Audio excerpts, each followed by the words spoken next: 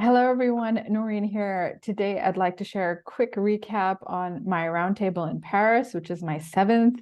When I started these a year ago, I never thought I would have the amount of success that I've had to do them in so many different locations and to bring such an amazing group of women together each time. Always a very eclectic mix from senior women to just starting out their career, mid-career, all learning from one another, sharing their challenges, but also some of their wins, and just coming together to talk about things in a safe environment that really brings women together. So, a couple of takeaways from our discussion in Paris. So, and one of the first things was, women tend not to ask for what they want or for what they deserve.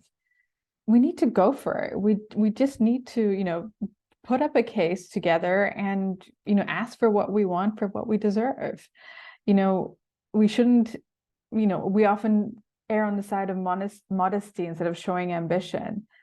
But if we look at men as an example, they have no hesitation pushing the door open and asking for what they deserve.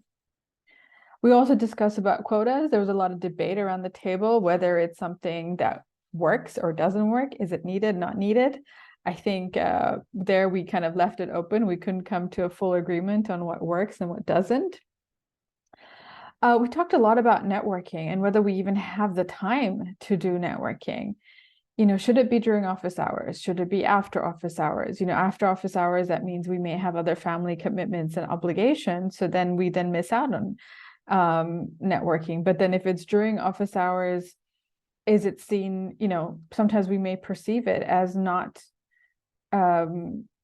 doing the actual work that we were hired for. But I think we need to change the framework. And I think this was discussed during the roundtable, was networking is for your company and for your career, for putting yourself out there. You need to network both internally and externally to build your profile. You're doing it for yourself, you're doing it for your company, and you're also doing it for your team. Don't feel like that they're being left behind because you're spending time networking. You're investing in your career and you're investing in them as well. We also talked about speaking up, getting your voice heard, another way to progress your career. A question that came up is, oftentimes we're talking about our successes, but what about our failures? Why are we not talking about them? What have we learned from them? What knowledge should we be sharing amongst one another? We talk about speaking on panels, alongside networking, speaking on panels at conferences, at events is another lever to use to build your profile, build your network, and develop and advance your career too. It's important. It's scary to do, yes, for sure. But in many ways, it is a necessity if you want to develop and grow. Obviously, talking about children, maternity, paternity leave, what kind of support do we have? How do we find a way to integrate all those things into our lives? But I think overall, the message that we walked away with from that roundtable is that we can do it. We have all the tools, we have everything that we need within us, we have the potential to be amazing.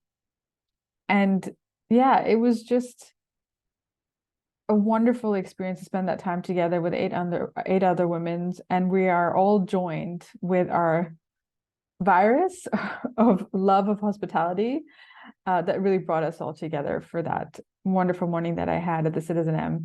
And can I also just do a big shout out to the CitizenM Opera team in Paris?